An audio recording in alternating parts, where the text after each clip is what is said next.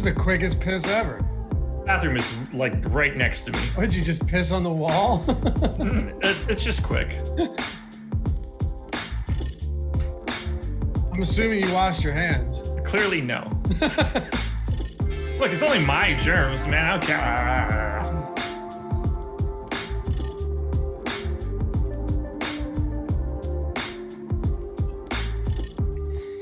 What's going on, everybody? Welcome to the Awesemo.com NBA strategy show presented by No House Advantage. I am Dave Loughran.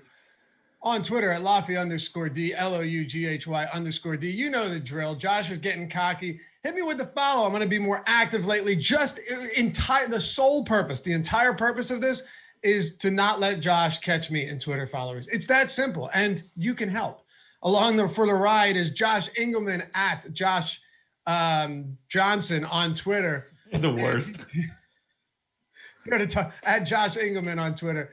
Here to talk a little bit of basketball. We got a consecutive 9-game slates, Josh. And yesterday was really weird because 9 games felt like 5. But this one gets really interesting with the San Antonio news. Missing 6 players, potentially missing 7 if LaMarcus Aldridge is out. Yeah. We've seen this way too many times this season from various different teams. Yeah, it's going to be a pretty wild one. Yesterday's slate I hated. And sure enough, that showed in the amount of money that came back to me after my entry. So I'm happy to put Tuesday's slate to bed. Speaking of our Twitter followers, by the way, I actually plugged both of us into Social Blade to see what the projections would be moving forward. And it has me catching you by August. So, I'm coming for you, brother. Okay. That is at my current pace. I assume so, yeah. Right. I'm sure you're going to be begging for Twitter followers over the next 2 or 3 days when you leave for multiple weeks. Well, you will forget 50, about all of this. I gained 50 just yesterday, so. Okay, that's one. You're going to be off for a couple of weeks. I saw that fear strike your face right there. Fear, give me a break. Fear, come on now, fear. We're happy to have all of you guys with us.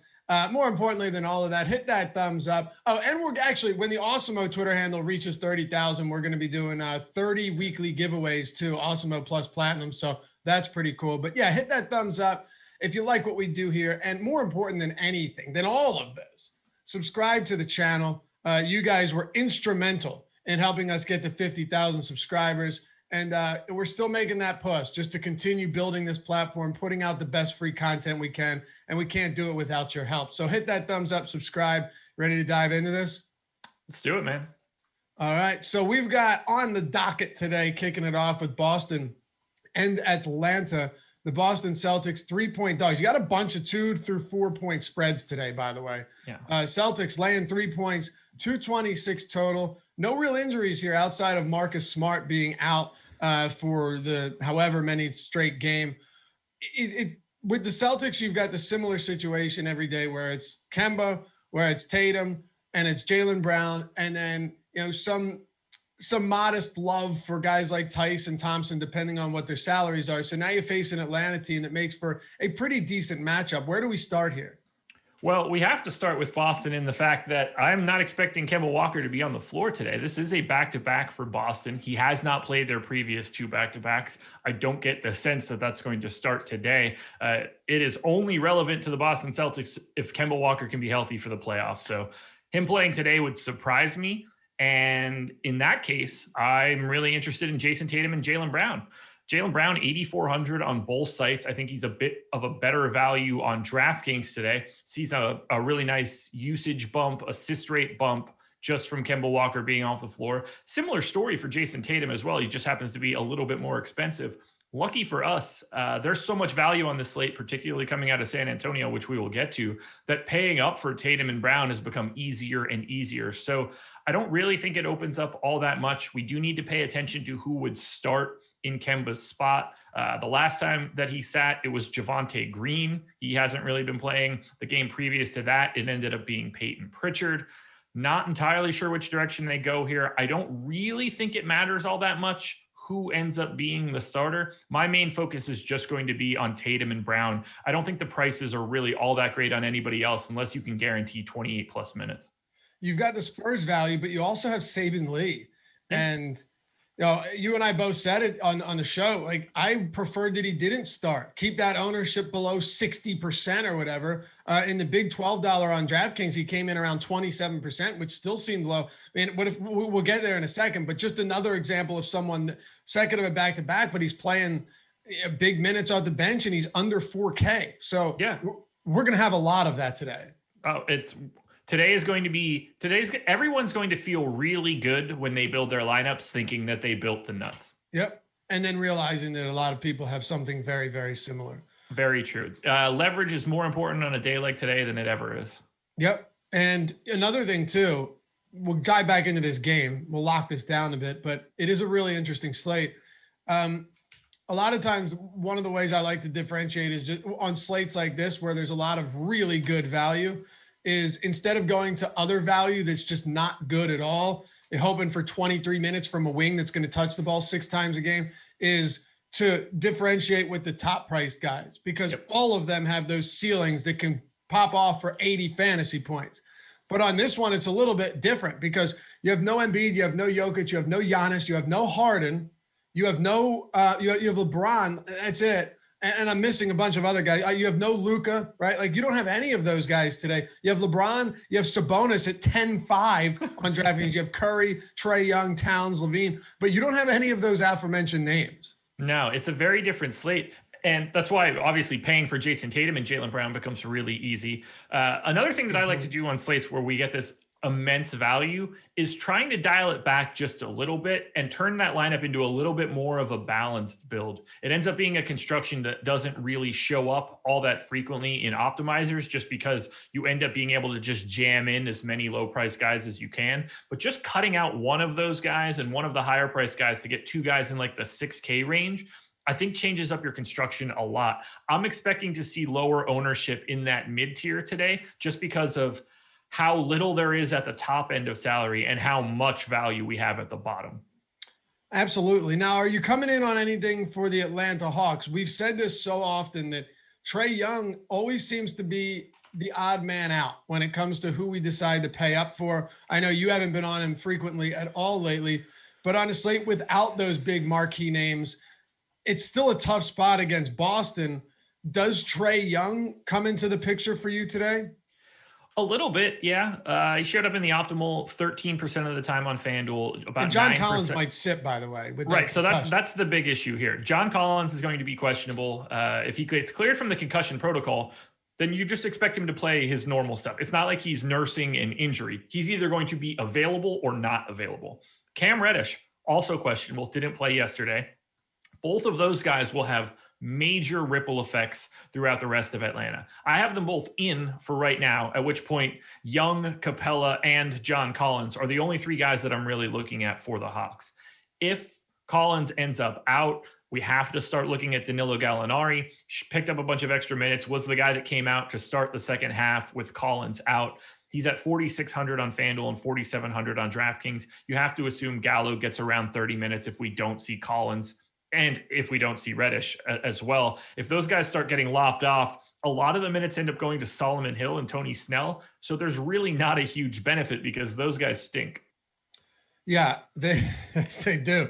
So dating back to last season, to the start of last year, 37% usage, 39% assists, 1.47 DraftKings points per minute for Young with Reddish and Collins off the floor. Yeah. This season, he's played 137 minutes with them off the floor, 1.6 DraftKings points per minute. Really solid numbers there.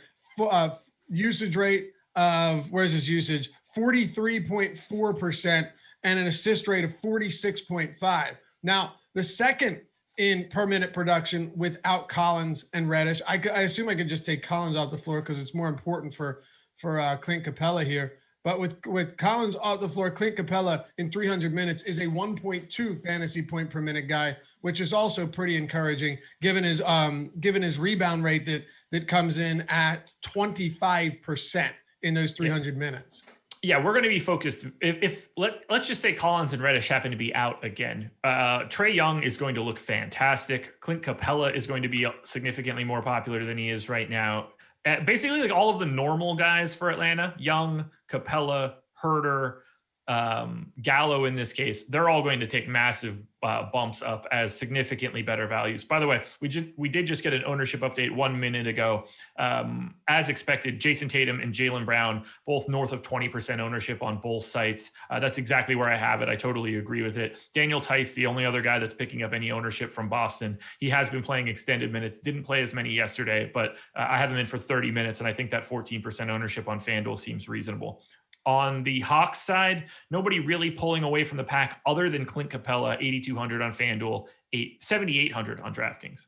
Yeah, 7,800 on DraftKings. He's still pulling around 18% ownership. I think the Collins news is just crucial to getting a better understanding of how this slate breaks down. And it turns out, or it could turn out, that an Atlanta-Boston game ends up being a really, really good one to target, even if Collins plays. But if Collins is out, that's going to open a lot up on both sides for sure. Yeah, it's hard to speculate now. I'm not really reading too much into any of the Atlanta ownership because they've got, 60 plus minutes in flux that dramatically changes everything. So I don't want to overreact too much, but Trae Young is going to be very, very popular. I'll say this much. I like Trae Young right now on FanDuel with Collins and Reddish in. Projected for 6% ownership, optimal lineup for me 13% of the time. There's so much value on this slate that it's not hard to pay up for Trae Young. And if that means that I can get 2x the field on Trae, I'm going to try to do that. Okay. Let's talk about Houston and Cleveland then. The Houston Rockets just every time find a way to disappoint us. It doesn't matter who they're playing, where they're playing, or what time they're playing. It just seems to always go awry. And they got smoked by the Bulls. They were down by 31 points in the third quarter last game. Eric Gordon in a fantastic spot ends up shooting dreadfully. John Wall doesn't play the last 16 minutes of the game. I could go on here. Josh, PJ Tucker, who was near minimum salary on a slate with no value, was god awful. The whole team. So they're releasing DeMarcus Cousins. Victor Oladipo is questionable. Eric Gordon is questionable for this one. PJ Tucker is probable. All that's well and good, but then we got to figure out which Houston Rockets player is going to let us down if these guys don't play again. Yeah, the Oladipo piece of this, well, obviously the Eric Gordon piece is huge too, but the Oladipo piece really changes the makeup of this team. If Gordon and Oladipo both play, I don't really see too much that should be interesting from Houston. I think John Wall is fine at 8,500 and 8,300. It's a decent spot against Cleveland, albeit a bit slower. After that, I don't know. Do you want to kick the tires on Justin Patton at 3,500 against Cleveland? He's the only center on the Rockets right now. Did play 20 minutes this last time out. Do they try to give him some additional run right now and give him a test? I don't know. I gave him 20 minutes. That makes him a perfectly acceptable value play today on DK. I have no interest in paying down for him on FanDuel. The opportunity cost isn't going to be worth it. You would have to know that Justin Patton's going to play 28 minutes for that to be a thing. If Victor Oladipo ends up out, we're going straight back to Eric Gordon again for an incredibly disappointing affair. I assume now will be the time that he would smash, but this is sort of like Atlanta. The news on Oladipo and Gordon dictates everything. Houston can go from completely uninteresting to you have to play 3 or 4 of these guys with a snap of the fingers. Yeah, I know. And I guess just looking at this matchup, it's actually not much different than the Chicago matchup the other day with Wendell Carter Jr. That's a person though, isn't it? Yeah. He's a running back. Yeah. Okay. Sorry, I don't just keep track on. Smallwood is the last name. Well, if anybody wanted, that would be you. No, come on. I'm sorry. Anyway, great minds think alike. So the thing is with Cleveland though is Jarrett Allen he's been great and he's rebounding well, but he's not a hulking center. Neither is Wendell Carter, right? They're both kind of the same size. Some differences, of course, but it's not an Andre Drummond type, a Joel Embiid type, a Rudy Gobert type that you really have to worry too much about. So it's hard to say what we see Silas do, but he played Tucker only 22 minutes last game.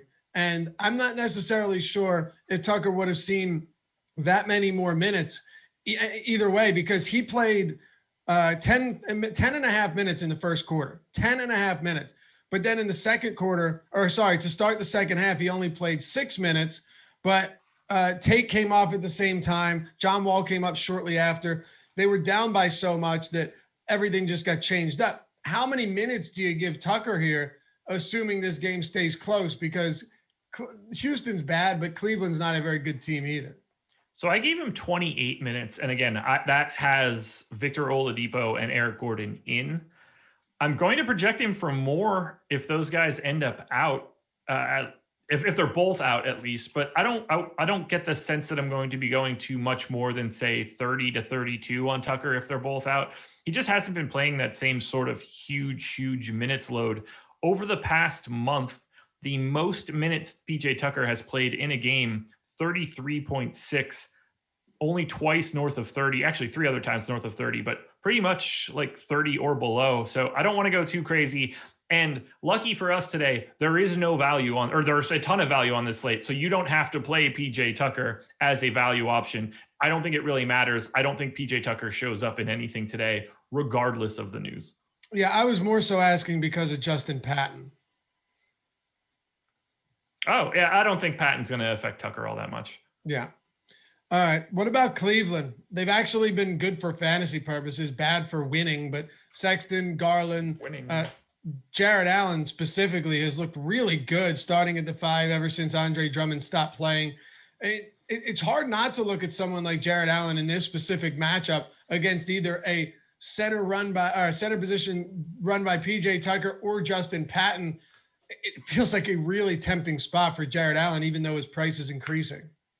Yeah, he looks like very clearly the best play from Cleveland, 7,600 and 7,700 on FanDuel and DK, north of 20% ownership on both sites, but I think that looks like makes perfect sense. He's certainly not worried about Justin Patton or whatever it is that they're going to run out at center today. I think he looks like one of the best center options on the day, one of the better plays overall across both sites. I kind of feel the same way about Colin Sexton, just maybe like a half step behind where Jared Allen is. And for Darius Garland, he's still 5,900 on DraftKings.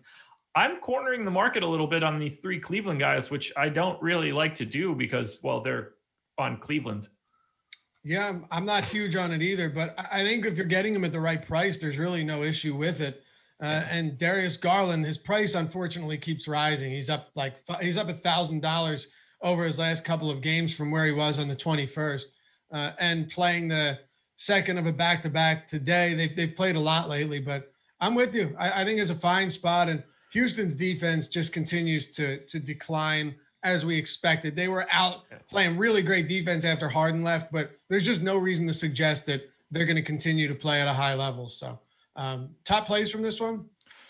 Jared Allen. Colin Sexton would be second. And then keep your eye on Houston. If one or both of Victor Oladipo or Eric Gordon are out, you probably kind of want to go to the other one. If it's just Oladipo that's out and Gordon plays, I think Eric Gordon's going to be pretty popular on FanDuel. He's only 5,300 there, $1,200 more expensive on DraftKings.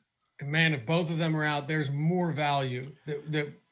Yeah, oh God, it's a lot of David Nwaba, Sterling Brown type stuff, Mason Jones, maybe Ben McLemore. None of it's good. Golden State at Indiana. Warriors getting 2 points on the road, 229.5 total for this one.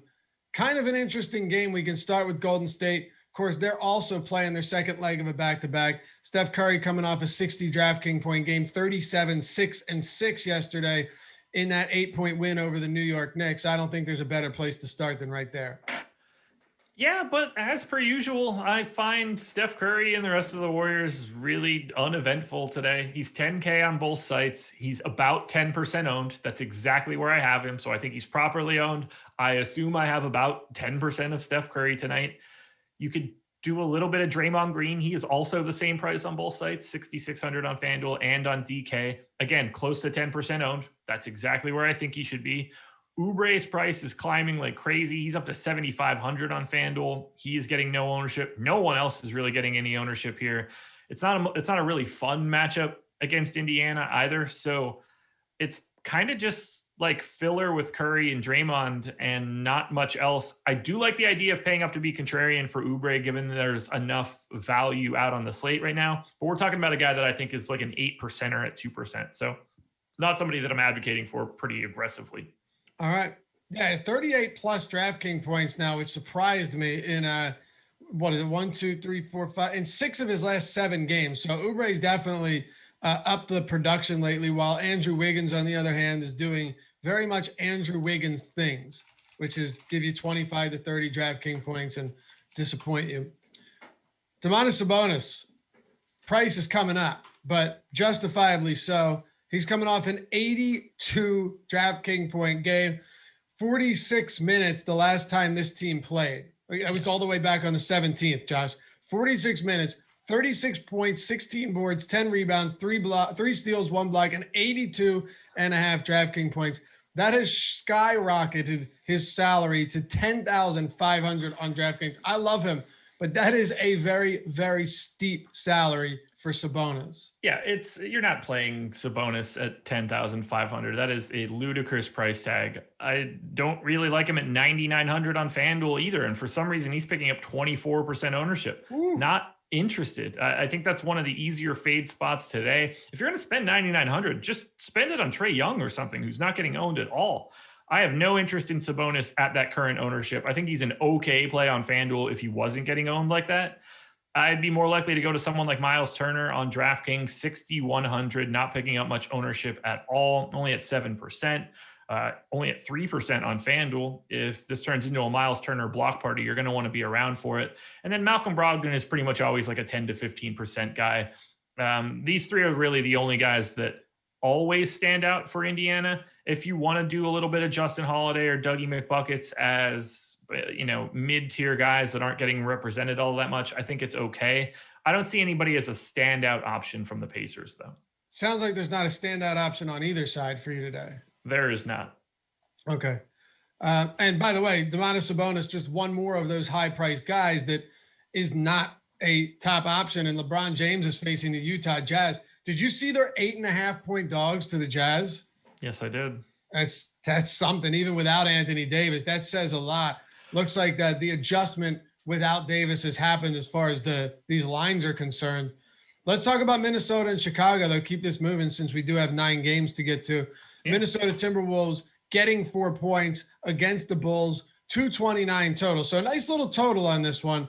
It could be an interesting game, but then again, it comes down to who on Minnesota are we willing to roster? Most nights the answer is not many of them. Malik Beasley getting marginal ownership. Karl Anthony Towns coming off another game where it's like, yeah, he played well, right? He played well, but when are we getting that breakthrough performance, Josh? The thing I like, though, and I'll turn this over to you, he played 36 minutes in regulation in a game they lost by 27 points.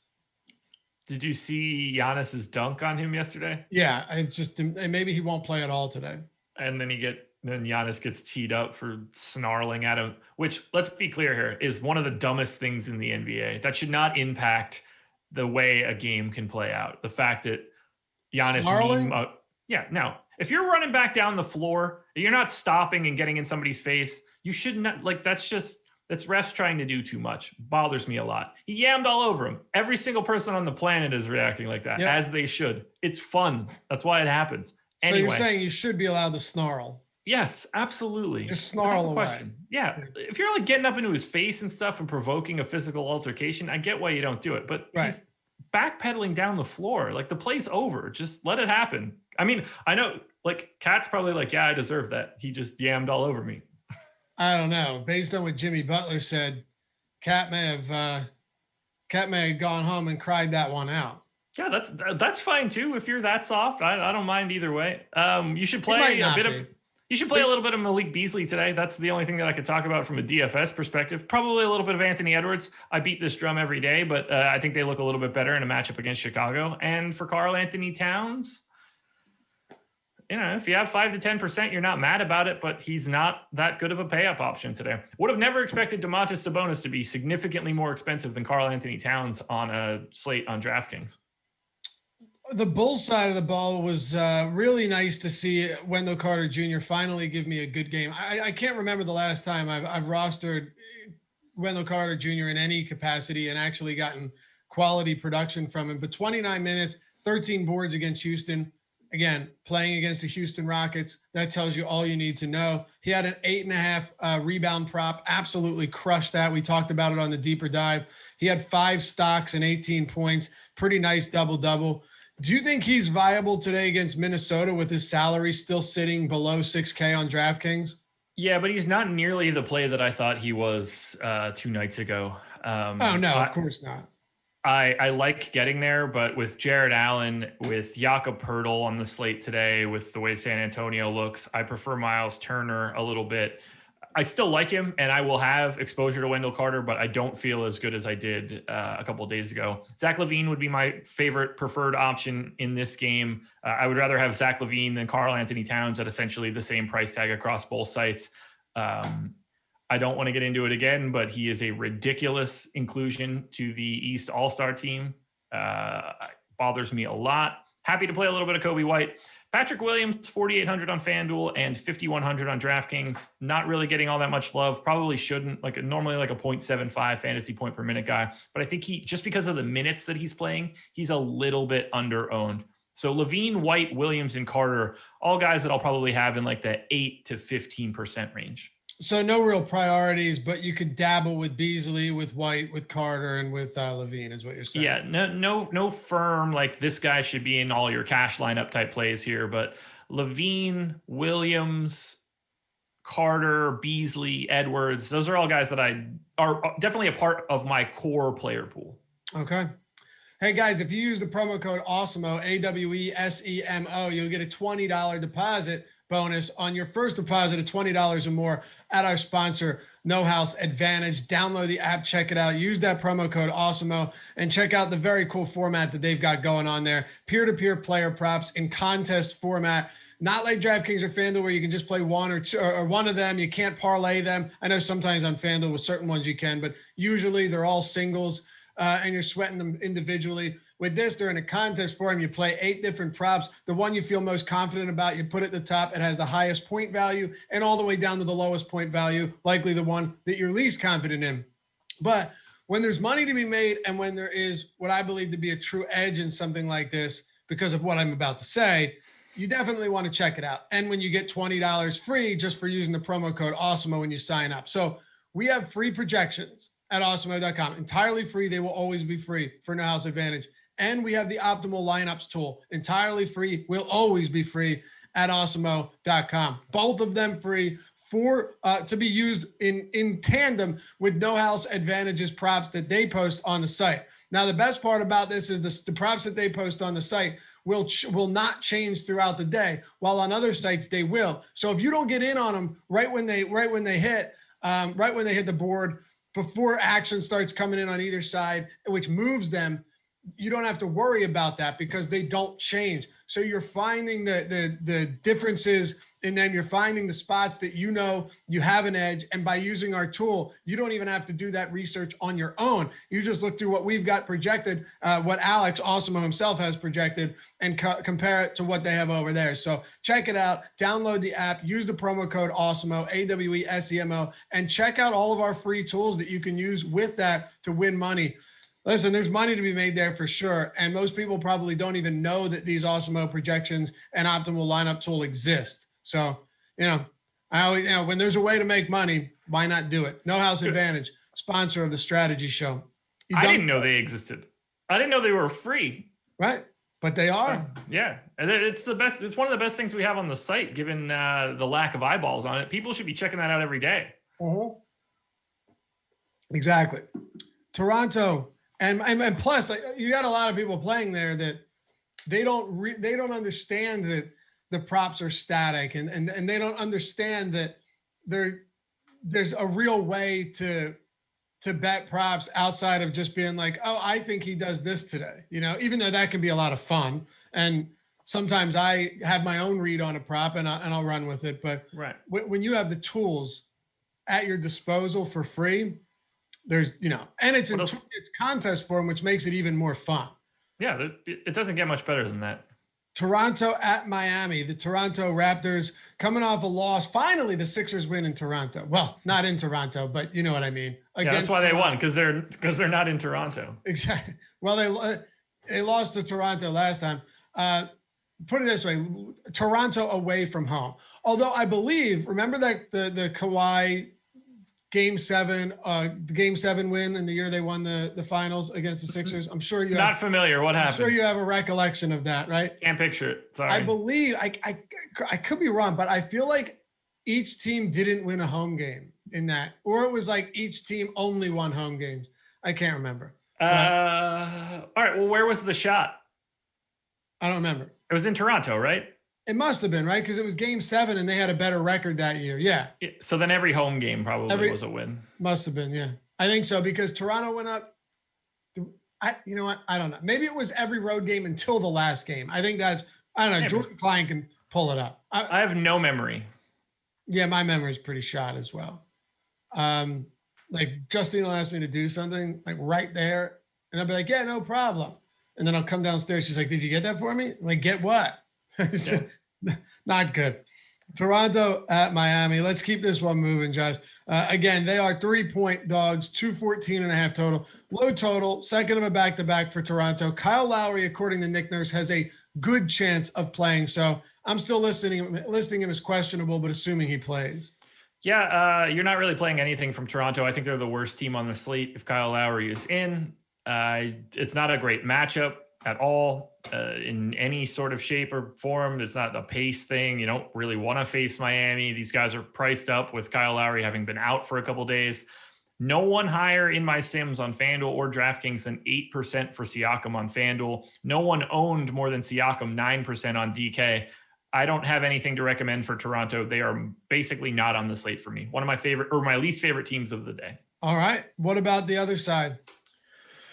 Miami. A little bit to look at here, but we have a lot of question marks. So Goran Dragic is questionable. He's been out for a very extended amount of time. Whether or not he plays is up in the air. I've actually left him out because he's been out for so long. I'm not putting him in until he's actually in. But we also still have to wait on news for Tyler Hero. Missed the last game. He is questionable.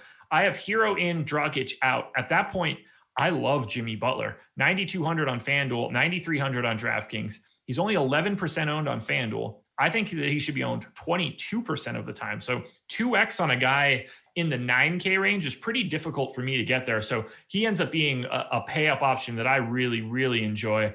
I like paying up for him on DraftKings too, just not to the same sort of degree because of the positional flexibility. It's hard to concentrate on any one guy since you can really roster anybody in that same salary tier. But I think he's wildly underowned on DK. He's the highest owned guy on Miami at 5%. To me, that's wrong. Give me some Butler. I'll even take a couple shares of Bam. I want Hero if he's in. Kendrick Nunn, if he is in or out, I'd be willing to play about 5% of. I'd play a lot more if Hero ends up being out. But I like Miami more than I was expecting. But Jimmy Butler, obviously, my favorite guy in the world. Very key piece for Miami if Dragic is out and Hero is in. And if Hero is out, obviously, that doesn't make Jimmy Butler look worse. Right. But yes, he's fantastic. And that's all I need to say. We all know that. 100%. We all know that. And by the way, thank you, Jordan, for pulling that up. I was way off. So essentially everything I said about every game at home or every game on the road. And then I thought maybe it was like every other game that they won. Just all bullshit, Josh. Really? I remember what you're talking about. Right? That was definitely a series recently. Yes. Okay. So you remember it was every game. And then I think the last game, maybe they broke that trend, but I think it was Toronto in the bubble, the designated either road or home team. Like they either flip-flopped them or won all of, I think they actually flip-flopped them. Whatever one like had OG and OB hit that buzzer beater, whatever series that was. Yeah, I'm almost positive that every designated road team won that. And I think that's why it's fresh in our head. Yeah. Maybe someone else will remember. I need money says, what's taco percentage of being in the optimal tonight with the super chat? Low? 0. Yeah. 0. Thanks for the super chat though. And then we had a comment from Donovan Manosphere Fixer says, I thank you guys for all the tips. I won 30K last night. Should have been 100, but Melo last second 3 cost me 70,000. I'm still sick. Well, I would be too, but I'd also be pretty happy about it because 30,000 is pretty incredible. So congratulations. Congrats, man.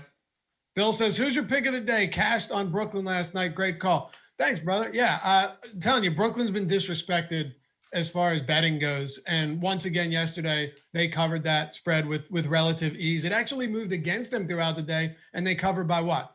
10 or 11 points. So I don't know. I'll stick around for the deeper dive tonight when I actually do research into betting and props and stuff. But yeah, we'll get to more of that for sure. Josh, any other thoughts for Miami, or is this also a waiting game with the Dragic and Hero news? It's a bit of a waiting game, but don't wait too long on Jimmy Butler. I think he's underrepresented. Okay. So moving to this next one, I've actually been pretty excited to talk about this because Saben Lee has been, it's been really impressive. What did I say? Well, when I typed in Detroit, and then you said you were excited to talk about it. So I just assumed you meant San Antonio. And then you were excited to talk about the Pistons, which I am because of Saben, because of the numbers that we're seeing from Saben Lee, not just on the surface, but check this out. I mentioned this to Adam yesterday on the show. Okay. And this is why it's important. And this is why I really liked Saben Lee yesterday, even at, considerable ownership.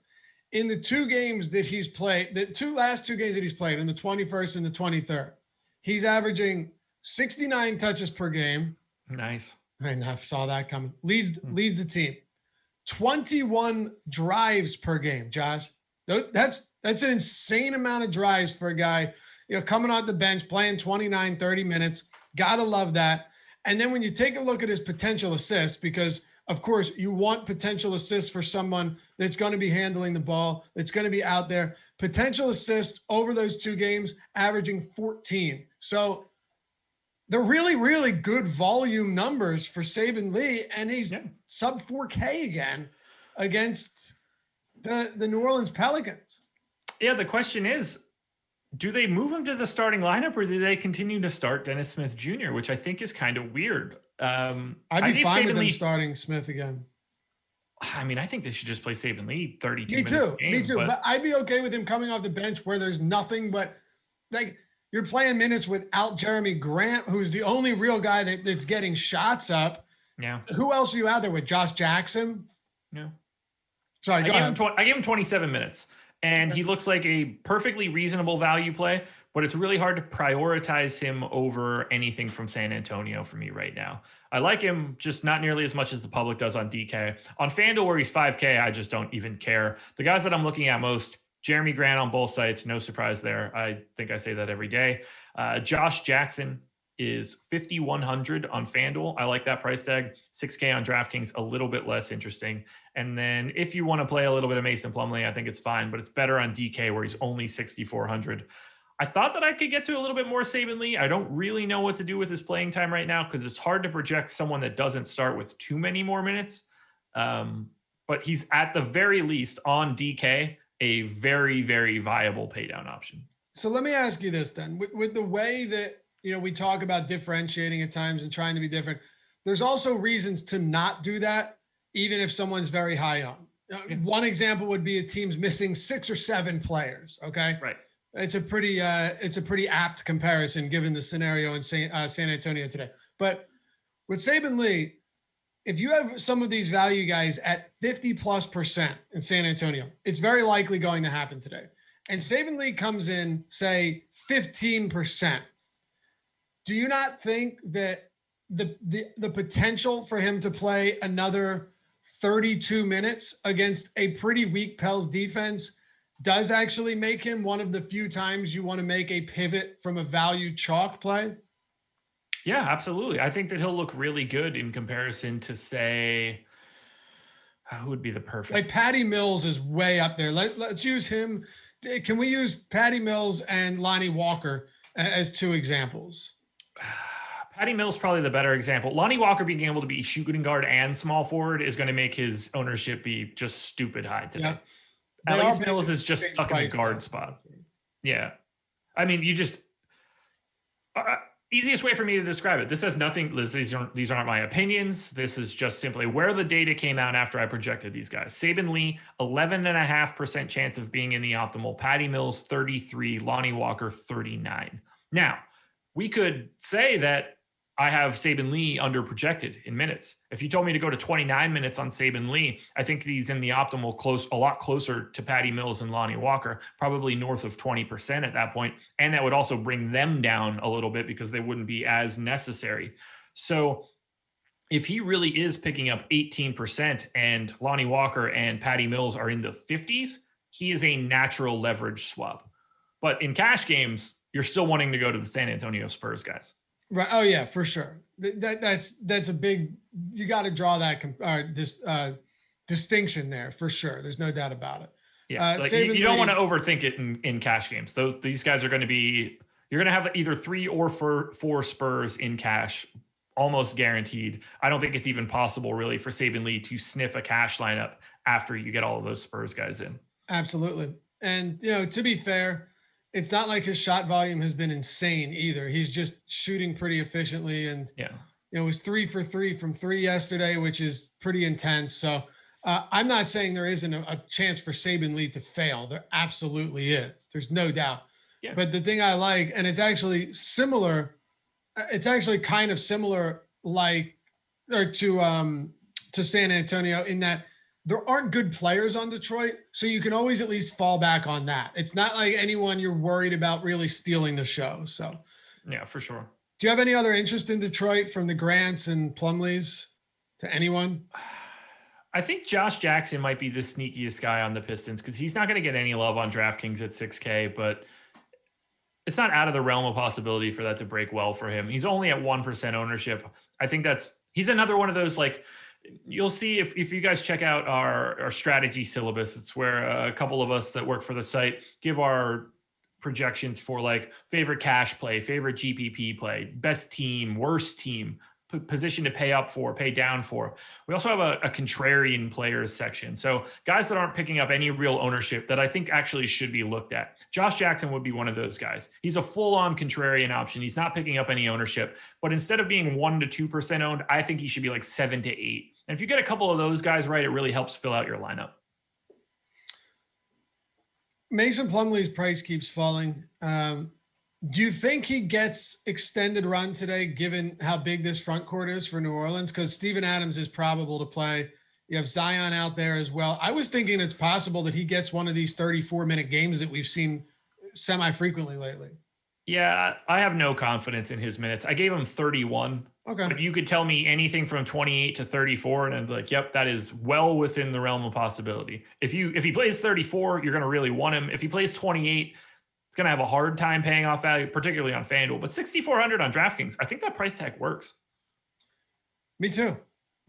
And I'll say this, center has a lot of options today. Yep. So that's important. But Plumlee 6,400, similar to what you said yesterday about Plumlee, different matchup, but same sentiment, is if he's going to come in with no ownership like he is today, if you get even 2x the field, you're going to 4 to 8%, and you're not going to hate having that much of a guy that can give you solid totals across the board and kind of has a pretty high floor, as a matter of fact.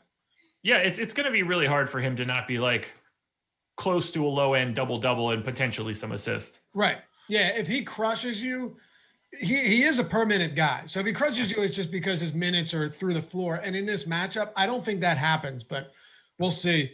I love what I'm seeing out of Zion lately, though, Josh. And finally, I'm an objective person.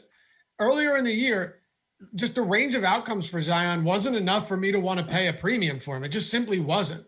But now I've actually been seeing a little bit more out of him. And if you look at the numbers, you say, well, Laffy, he's not exactly lighting the world on fire. No, he's not. But at the same time, a couple of these games have been blowouts where he would, against Memphis, he played 28 minutes. They won by 31 points. He had 52. He would have crushed in that game. A couple of other spots too, where he's just played really well. His shooting percentage is absurdly high. He's getting to the line. I wish he rebounded better, Josh, but I also like that he now has 4+ assists in all but 2 of his last 10 games. This is the type of stuff I want to see from Zion. If he's not going to get me a lot of stocks, steals, and blocks, give me some assists, give me some rebounds, and give me high percentage scoring. That's how he can get where we need him to be. Dude, he is so good. 26% usage, 1.32 points per shot attempt. That's 89th percentile in the league. for big men, 16% assist rate. That's an 84th percentile opportunity for big men. I agree. He's not sniffing defensive rebound at all, but pretty sizable offensive rebounder. That's beneficial for you a little bit more so in DFS, because if you're getting if Zion Williamson gets an offensive rebound, there's a decent chance that's also followed up by a monstrous dunk of some sort. Yeah. I really do love this dude. He's going to be so good. And we talk about unicorns a lot, but he very much is a unicorn in the style of his play. He just moves from point A to point B. An obese unicorn. That's just rude. I mean, I bet you he is technically obese by like a lot. You think so? You wouldn't classify him as morbidly obese, would you? It honestly wouldn't surprise me given his height and weight. Like the actual classification in BMI probably has him as morbidly obese. I bet he would laugh in those people's faces. No, listen, I'm kidding, of course. Morbidly obese with a 45-inch vertical. Do you think he's the type of guy though that say like, God forbid he got hurt or something and was out for a year, that if he wasn't working, he would just start packing on the pounds? Oh yeah, he's gonna look like Barkley in his post career. Like, have you ever seen the show My 600-Pound Life, where these people are just absolutely like they can't get through the doors? You ever see that? My 600-Pound Life. I watch 1,000-Pound Sisters. Oh, have you seen that? Yeah. Oh, Tammy is something else. When they had like a meet and greet and no one was showing up at first, and that didn't surprise me. I don't know why that's glorified. I'll tell you that much. I mean, that's America these days. I mean, we're talking about it, so that's why it's glorified. Well, of course, yeah, because it's fascinating as all hell. Yeah. Watch it with Justine all the time. But anyway, for an obese player, like Zion's the best obese player in the game, right? What are you talking? How do you even think about that? I'm just making sure that we're not missing something obvious. I don't know. No, it has to be him. It's it. In all seriousness, though, do you want to pay for him today against Detroit? Depends on the site. So 8,500 on FanDuel, where you have to play two power forwards. Yes. I think that he is properly owned at 14.5%. On DK at 8,800, where you have a bit more options, I don't think it's, oh boy, I see that one that didn't make it through the cut in chat. It's funny. There's another one that Dwayne Lopez says, meet and greet, but spelled meet, MEAT. Yeah, that's also good. So anyway, I like it. I like Zion, but I think he is properly priced at this point in time. And on DraftKings, with the ability to roster sort of whoever you want, I think there are better fantasy options than him tonight. If I'm going to anybody on the Pels on DraftKings, it's probably Lonzo at 6,400. He's $600 cheaper on DraftKings than he is on FanDuel, and his minutes are up.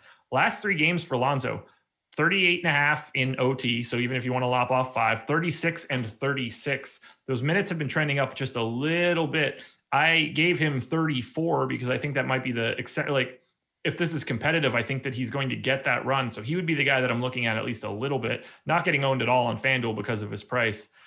If you get to Brandon Ingram and Zion are like the exact same guys every single day. You want to own them in the 5 to 15% range. That seems fine. But until somebody gets injured or something along those lines, their price tags are where they should be.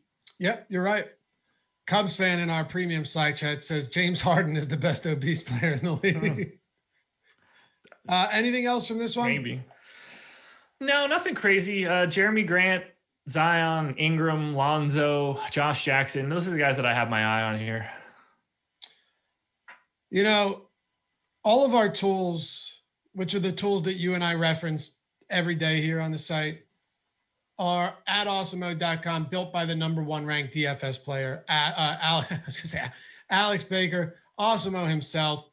And these are the same tools he uses, right? It's not just his name on them or anything like these are his tools that he uses and are on the site and that have won him and a lot of other subs and a lot of people a lot of money along the way, specifically playing NBA for sure. Now, if you want to check it out, go to awesemo.com/join. We have ownership projections, player projections, the top stack tool, boom bust tool, the lineup builder, fantasy cruncher add-on, which is amazing for anyone looking to play many different lineups every night, all of our premium articles. And this is for, the thing is, this is for basketball, baseball, football, hockey, soccer, MMA, League of Legends, Josh. I mean, everything, NASCAR, PGA. Everything. If they have contests, we have content for it. We have so much stuff. We have so much stuff that it's hard for me to even keep track of all of the stuff we have outside of the sports that I cover. Yep. Like we're at a point now where we're constantly running out new stuff, new people, new pieces of content that we're just massive now. But for whatever you're looking for in the DFS industry, we have it in some form, whether that's podcast, videos, data on the website, lineup building tools. We're checking off every box. And it's not just like you go to a site that has, we have MMA content and it's an article, right? Yeah. Like, or we have NASCAR content and it's just an article. We have the tools for that, like the top driver tools, the top fighter tools, which gives you probabilities of where these guys finish, the projections, the ownership rankings, like all of that stuff used in conjunction with each other to really build good lineups. And Adam's a good example of this. And of someone that uses these tools, doesn't really even know a lot of these sports like he knows basketball, and has been profitable in them. You know what I mean? Like hockey, there's huge hit. Yeah, hockey, MMA. I mean, like MMA is relatively new to Adam in general. He's been ultra successful in DFS using the stuff that we have. I believe he has 2 seats to the MMA final at this point in time. He's running through it. And I think he's been following MMA since basically it started back up again during quarantine. So like July. Right. Well, April, but I know what you're saying. No, they were on ice for a bit until they got Abu Dhabi and stuff up. I think the first fight was in April, dude. I think they took like 2 full months off. Maybe I'm wrong.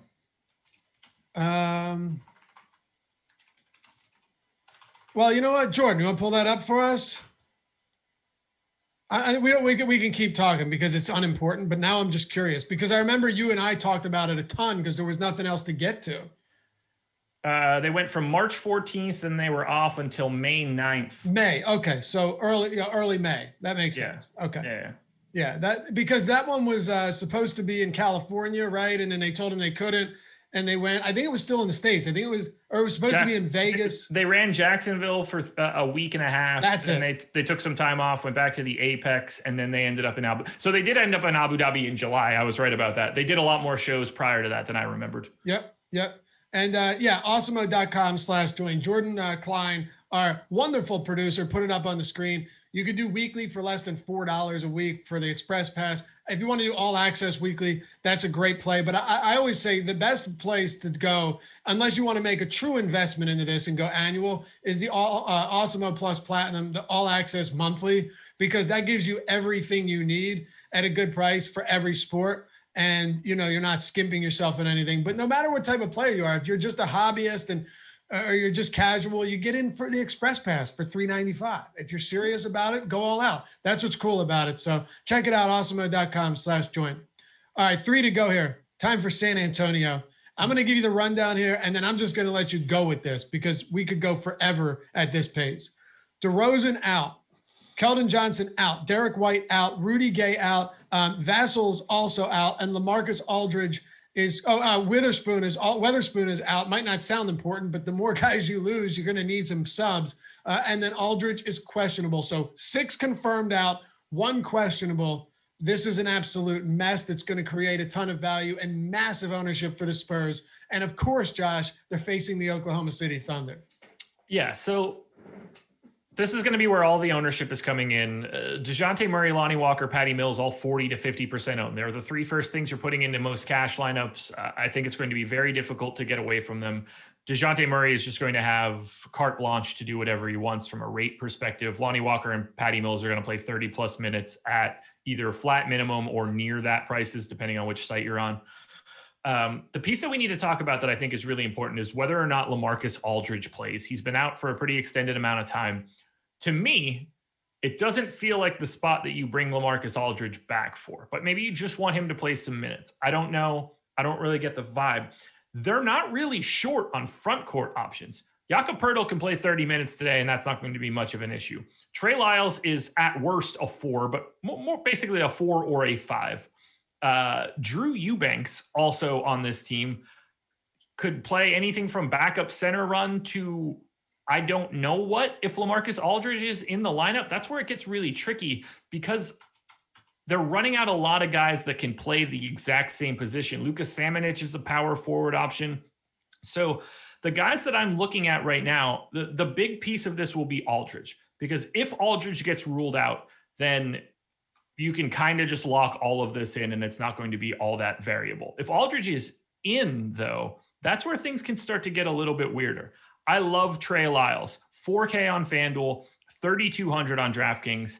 I think that he sees a ton of time one way or the other, no matter if Aldridge is in or out. I gave him 34 minutes. It doesn't really matter what I project him for. I could cut that to 28, and I think he's still a fantastic play.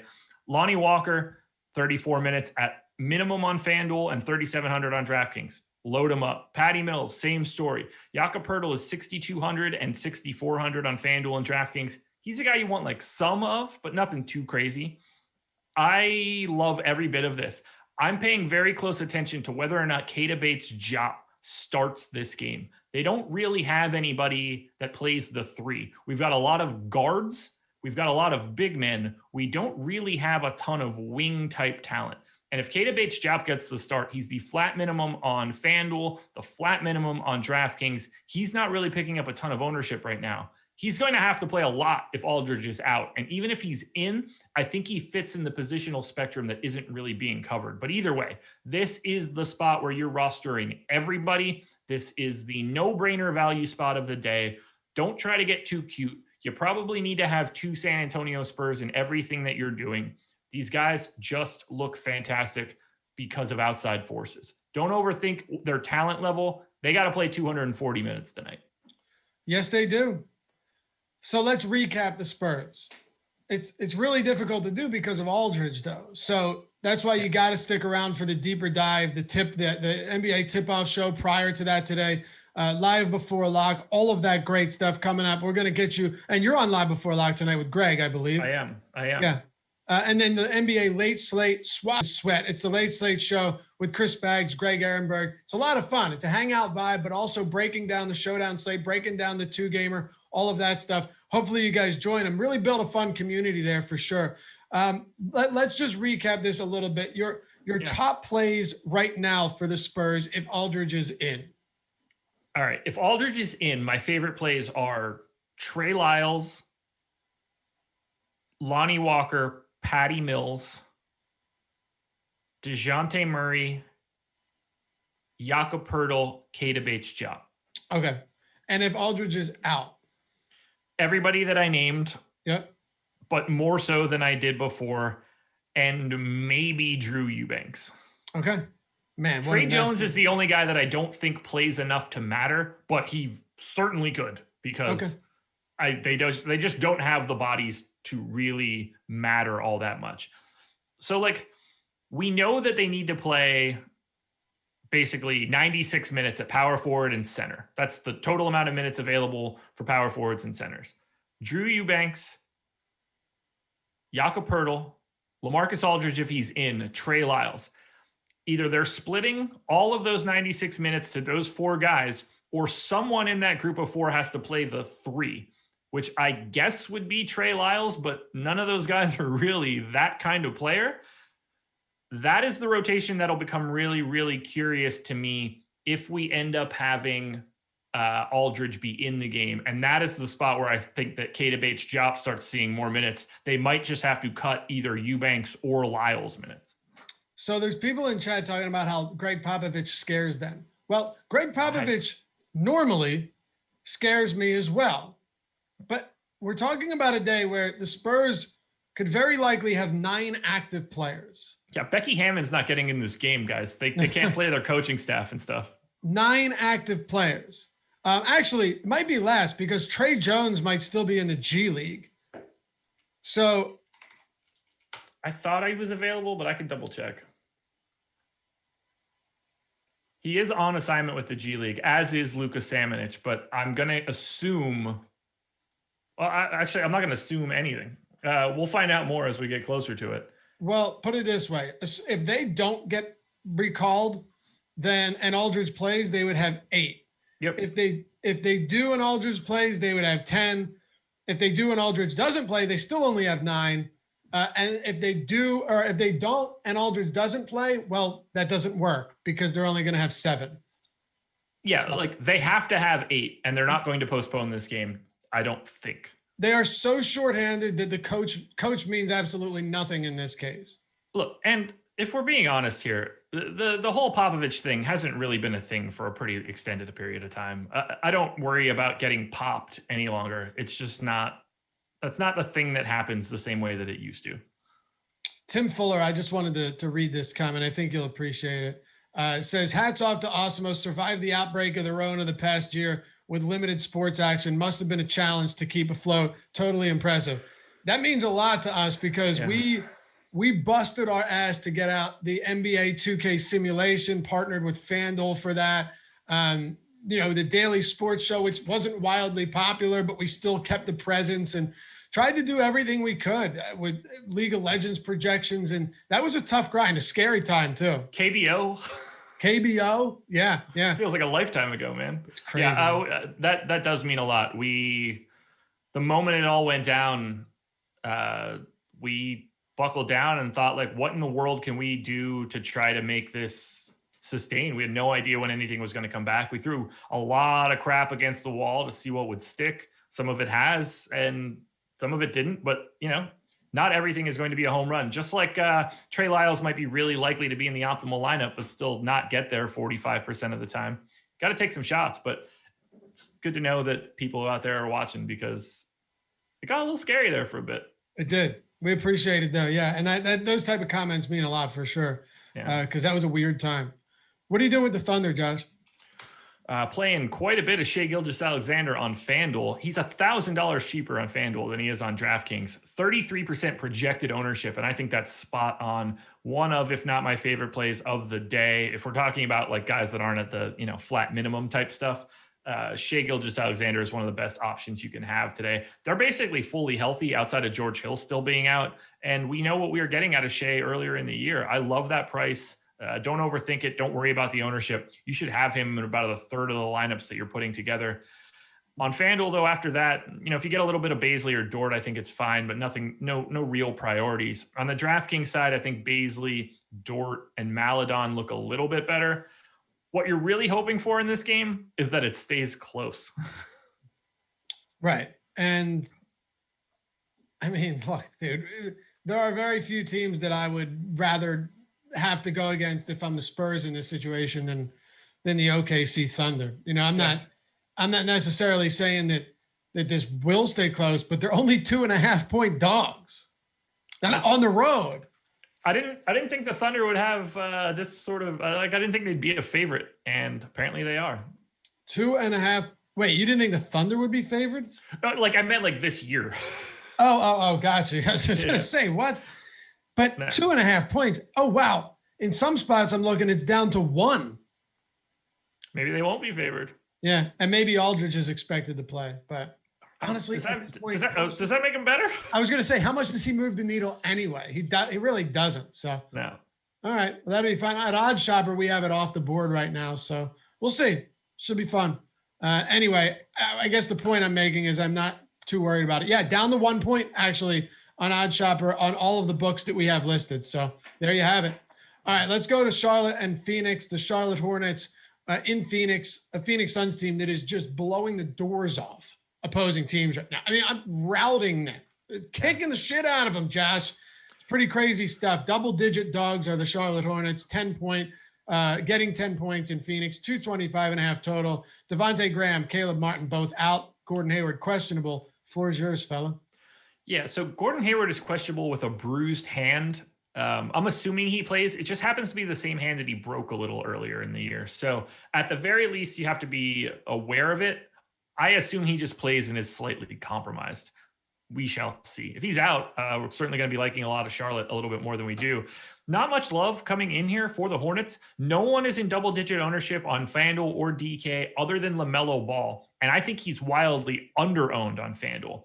He's $8,900 on DK. $1,100 cheaper on FanDuel. I have him in the optimal lineup 20% of the time. His salary is not a problem. The fact that he's so low priced and we have so much value, I think he's twice as likely than the field to be in the optimal lineup. So I'm getting to a lot of LaMelo. Not a fun spot to attack against Phoenix, but I am doing that.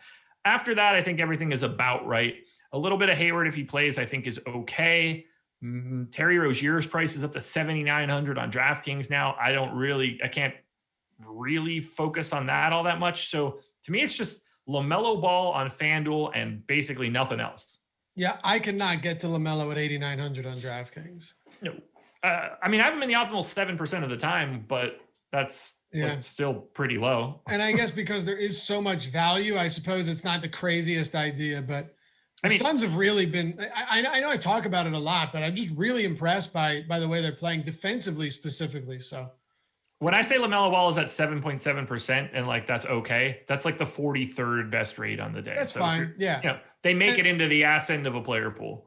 You mentioned a blowout between the Spurs and Thunder. I would not be shocked at all if this is like a 30-point game at halftime. No, neither would I. They're just really good. They're really good, especially if Hayward's out. Things could begin to get ugly. Let's talk about that really good team. Devin Booker, DraftKings at least 8,300. Chris Paul 7,700. Ayton and all of these guys. It's funny because they played really well, but no one's really showing off in terms of huge fantasy production every night. Yeah, it's really hard. They're an incredible basketball team with very little appeal from a DFS perspective. DeAndre Ayton on FanDuel at 6,400 is projected for 14.5% ownership. Everybody else is either 8.5% or less on either FanDuel or DK. If you want to play a little bit of Chris Paul, if you want to play any of Chris Paul, DeAndre Ayton, or Devin Booker, those are all perfectly acceptable, viable plays. It's never wrong to play good players when they're priced appropriately. They can do a lot. These guys can pop off at any moment, but none of them look like an amazing value on the surface. I don't think that any of them are probably in like my top 25 for the day, and I think that's a decent cutoff. So while I like Paul, Ayton, and Booker a little bit, these guys are filler to me. This is not much of a DFS team, at least not today. Okay. Me neither. I'm perfectly fine moving on to the last game here. Lakers and Utah Jazz. Utah, we mentioned it earlier, but 8.5-point favorites against the Lakers. Sure, there's no Anthony Davis, but LeBron James is expected to play as always. Sure, there's no Dennis Schroeder. I get it. But 8.5-point favorites against the Lakers. I wouldn't be surprised to see people bet Lakers. Just see a lot of bets come in, but not a lot of money on the Lakers because you know how people are, Josh. Yeah. I would bet on the Lakers too. Anytime you can get those points, you feel like just taking them and running with LeBron is the way to do it. But Utah's good. They're at full strength, and they're going to be a really, really difficult matchup for LA today. You can save yourself a little bit of time and ignore the Lakers outside of LeBron James. I don't really see anybody on this team as a viable DFS option today. Maybe a little bit of Kyle Kuzma at 5,700 on FanDuel just because of the way positions work. But LeBron is the only guy that I'm looking at. I'm not all that interested in him at 10-9 on DraftKings, even though we have all of the money to go around. That might change a little bit later, but I think he's a little overowned. FanDuel, very different because of the 10-4 and the needing two guys at each position. So I like LeBron quite a bit on FanDuel. One of the better, more frequently owned options today. But that's it. The rest of this team looks terrible from a fantasy perspective. I don't want Lakers. Yeah, that's kind of where I feel as well. And on the Utah side of the ball, pulling up ownership right now at Awesemo.com. You guys know where to find it. Mike Conley is the only one getting more than, he's the only one above 6%, and he's not even above 10%. And on FanDuel for the Utah Jazz, you've got Mike Conley at 11.7%, no one else above 7%. So that's what you're getting with this game in general. Yep. Highest guy in a sim for me was Rudy Gobert at 9.2%. So it's following right along with the ownership. If you get any of Mitchell, Gobert, Conley, I think that's okay. Bojan Bogdanovic or Royce O'Neal, I guess that's okay. But nobody here is a 10% guy. Nobody here is ranking in like my top 30 to 40 options. This is not the kind of game you want for DFS purposes. My ownership in the late night hammer will be limited. That was easy, huh? Yeah. Going out with a whimper. But San Antonio, OKC, that's a huge one. Waiting on the John Collins and Reddish news. That's also huge. Houston news. There's a lot in play here. Will Saban Lee get the start? Will it be Dennis Smith Jr.? Who knows? But we will pay attention to all of that. We'll also have programming throughout the day leading up to lock, 3 straight hours. It's the tip-off show. It is the deeper dive, and it's live before lock.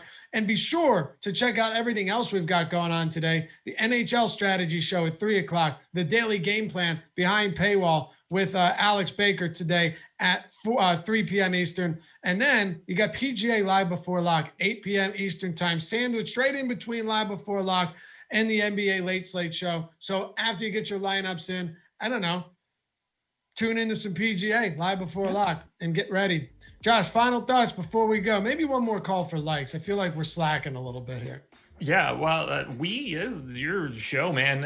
Hit that thumbs up because Luffy didn't beg for it or ask for it at all. He didn't even do what he was supposed to do. What a garbage team player that is. Instead of saying, you know what, we will work in tandem here, you're just like, hey, it's your show, asshole. I'm like the Zach LaVine of this joint, man. I only do the work that I want to do.